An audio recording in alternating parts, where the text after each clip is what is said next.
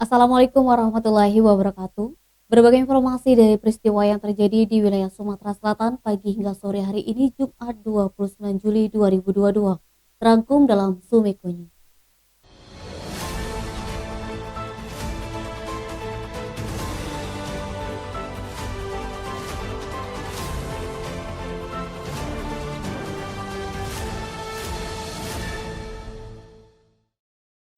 Satu tahun menjadi buronan pelaku pencurian dengan pemberatan, DAW 15 tahun, warga kecamatan IT2 Palembang diamankan di rumahnya pada Jumat 29 Juli sekitar pukul 1.30 waktu Indonesia Barat. Tersangka merupakan diduga pelaku pencurian di konter Umisel milik korban Abdullah 39 tahun pada Minggu 14 November 2021 sekitar pukul 23.15 waktu Indonesia Barat. Kapolrestabes Palembang Kombes Pol Muhammad Ngajib melalui Kasat Reskrim Kompol Triwahyudi menerangkan, pencurian tersebut dilakukan DAW bersama temannya G yang masih buron. Pencurian terjadi di Jalan Mayor HM Rasyad Nawawi, Kelurahan 9 Ilir, Kecamatan IT2 Palembang. Saat itu pelaku berpura-pura mengisi saldo aplikasi OVO dan meminta struk pembelian. Saat korban lengah, pelaku langsung merampas handphone milik korban yang sedang dipegang dan langsung kabur menggunakan sepeda motor. Atas ulahnya, tersangka dikenakan pasal 363 KUHP dengan ancaman hukuman paling lama di atas 7 tahun penjara. Selain pelaku, polisi juga mengamankan barang bukti yakni satu buah kotak handphone merek Vivo V15 milik korban. Denny, Sumeko TV melaporkan. Wakil Gubernur Sumsel Haji Mawardiaya meminta usaha mikro kecil dan menengah Provinsi Sumsel tingkatkan mutu dan kualitas untuk masuk pesaing internasional. Dikatakan Mawardi, pengembangan ekonomi pasca pandemi COVID-19 harus segera dilaksanakan, khususnya di bidang UMKM. Pemprov Sumsel bekerja sama dengan Bank Indonesia terus memasifkan UMKM agar pertumbuhan ekonomi cepat membaik. Usai pembukaan pameran UMKM Mitra dan Binaan KPWBI Sumsel dan KPW Provinsi Bali di Beachworld Shopping Center Kuta Bali, Jumat 29 Juli, Mawardi mengatakan UMKM khususnya makanan khas Palembang seperti pempek sudah sangat mendunia. Hal ini terbukti dari adanya berbagai UMKM yang ada di luar negeri, meminta agar produk makanan khas ini lebih mempunyai cita rasa yang pas dengan selera masing-masing daerah. Mawardi juga mengucapkan rasa bangga dan haru atas keseriusan serta komitmen BI dalam mengembangkan produk UMKM untuk memajukan dan membantu percepatan pertumbuhan ekonomi di Provinsi Sumsel. Edi Handoko, Sumeko TV melaporkan. Terhitung ditetapkannya calon kepala desa yang akan berkompetisi pada pemilihan kepala desa serentak 15 Oktober mendatang, seluruh kades yang mencalonkan diri kembali harus cuti dari jabatannya. Kepala Dinas Pemberdayaan Masyarakat dan Desa Kabupaten Ogan Ilir Ahmad Lutfi pada Jumat 29 Juli mengatakan, penetapan calon kades akan dilakukan besok 30 Juli 2022. Sementara bakal calon kades yang lebih dari 5 peserta mengikuti seleksi tambahan di Balitek Sriwijaya Kampus Unsri Bukit Besar Palembang. Balitek Sriwijaya akan mengumumkan kelulusan pada sore harinya. Pelaksanaan tes pukul 9.00 waktu Indonesia Barat hingga 11.00 waktu Indonesia Barat. Hasil inilah nantinya dijadikan panitia Pilkades sebagai dasar untuk menetapkan 5 calon kades yang akan bertarung di desa masing-masing desa pada 3 Agustus. Setelah itu barulah seluruh calon incumbent secara otomatis cuti dari jabatannya. Eti, Sumeko TV melaporkan. Majelis Hakim Pengadilan Tinggi Palembang menerima banding penuntut umum Kejati Sumsel terhadap vonis pidana 3 terdakwa kasus dugaan korupsi dana hibah pembangunan Masjid Sriwijaya. 3 terdakwa tersebut yakni Launma PL Tobing, Loka Sangganegara, serta Agustinus Antoni. Juru bicara PN Palembang Efrata Haterigan SHMH dikonfirmasi pada Jumat 29 Juli menjelaskan, dalam putusan banding tetap menjatuhkan pidana kepada terdakwa Launma PL Tobing dan Loka Sangganegara selama 4,5 tahun penjara, sedangkan terdakwa Agustinus Antoni 4 tahun penjara. Yang membedakan surat putusan banding tertanggal 15 Juni tahun 2020 itu yakni Majelis Hakim PT Palembang mengubah besaran denda saja selain pidana pokok, Yang membedakan surat putusan banding tertanggal 15 Juni tahun 2020 itu yakni Majelis Hakim PT Palembang mengubah besaran denda saja selain pidana pokok.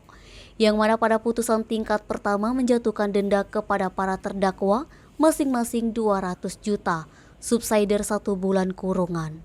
Sementara dalam putusan banding, denda pidananya naik menjadi 500 juta, subsidiar 6 bulan kurungan kepada masing-masing terdakwa. Kasih Penuntutan Bidang Pidana Khusus Kejati Sumsel M. Naimullah SHMH secara singkat mengaku belum menerima salinan lengkap putusan banding. Fadli, Sumeko TV melaporkan. Gubernur Sumsel Haji Herman Deru melalui Kepala Biro Kesejahteraan Rakyat Pemerintah Provinsi Sumsel Abdul Hamid membuka festival keagamaan atau vokalis Kasida tingkat Provinsi Sumsel yang digelar di Asrama Haji Palembang pada Jumat 29 Juli. Festival diikuti 300 peserta dari 11 kabupaten kota Provinsi Sumsel. Abdul Hamid mengatakan festival akan berlangsung dari 28 sampai 30 Juli. Tujuannya untuk membangkitkan nilai-nilai agama melalui lagu Kasida. Festival yang diselenggarakan Lembaga Seni dan Kasida Sumsel dapat memberi wadah bagi masyarakat desa atau kabupaten agar tertampung dan dapat mengenalkan lagu Kasida di daerahnya. Kategori yang dilombakan kategori anak-anak, remaja putra, remaja putri, dewasa putra, dan dewasa putri. Nantinya yang terbaik akan dikirimkan ke ajang nasional. Masing-masing kategori akan mendapat hadiah uang pembinaan dari Gubernur Sumsel yakni juara 1 5 juta rupiah, juara 2 3 juta rupiah, dan juara 3 2 juta rupiah. Naba, Sumeko TV melaporkan. Komisi Pemilihan Umum Kabupaten Ogan Ilir mengumpulkan sejumlah pengurus partai politik di Ogan Ilir. Hal itu dilakukan untuk memberikan pemahaman kepada pengurus parpol ketika akan dilakukan verifikasi faktual oleh KPU Kabupaten Ogan Ilir. Ketua KPU Kabupaten Ogan Ilir Mas Suryati mengatakan, mulai 1 Agustus akan dilakukan proses pendaftaran ke KPU RI secara sentralistik melalui DPP masing-masing. Tapi untuk verifikasi faktual di tingkat kabupaten akan dilakukan KPU Kabupaten Ogan Ilir. Mas Suryati menyampaikan sekiranya setiap partai politik peserta pemilu khususnya di Kabupaten Ogan Ilir untuk menetapkan kantor sekretariatnya masing-masing agar memudahkan KPU dalam melakukan koordinasi pada saat melaksanakan setiap proses tahapan nantinya. Berdasarkan keputusan KPU Republik Indonesia nomor 194 tahun 2022, setiap partai politik harus memiliki anggota kepengurusan 50% di setiap kecamatan di kabupaten kota, serta memiliki anggota sekurang-kurangnya 1.000 anggota atau 1:1000 dari jumlah penduduk.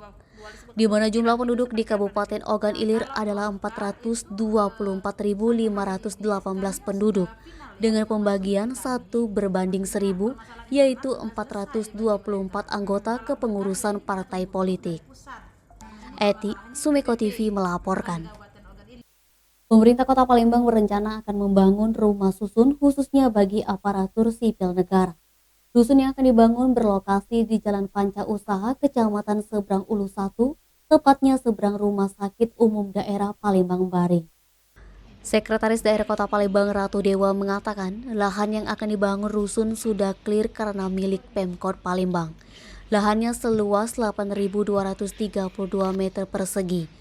Rencananya akan dibangun rumah susun sebanyak 2 tower dengan 300 unit kamar tipe 36. Menurut Ratu Dewa, lokasi ini sangat strategis karena dekat dengan pusat kota dan transportasi. Proses pembangunan fisiknya akan mengandalkan dana dari Kementerian Pekerjaan Umum dan Perumahan Rakyat. Kepala Dinas Perumahan Rakyat dan Permukiman dan Pertanahan, Alfon Prapanca menambahkan, rusunawa ini dibangun sebanyak 8 lantai. Harga sewanya cukup terjangkau dan lebih rendah, namun untuk tarif masih mengikuti kementerian. Besar anggaran dalam pembangunan rusun bagi ASN ini sebesar 70-80 miliar. Denny, Sumeko TV melaporkan. Sebanyak 6 binaan usaha mikro kecil dan menengah binaan Bank Indonesia Provinsi Sumsel menggelar pameran di Bali. Kepala Bank Indonesia Erwin Suryatmaja mengatakan, BI Sumsel terus mendukung percepatan pertumbuhan ekonomi di Provinsi Sumsel.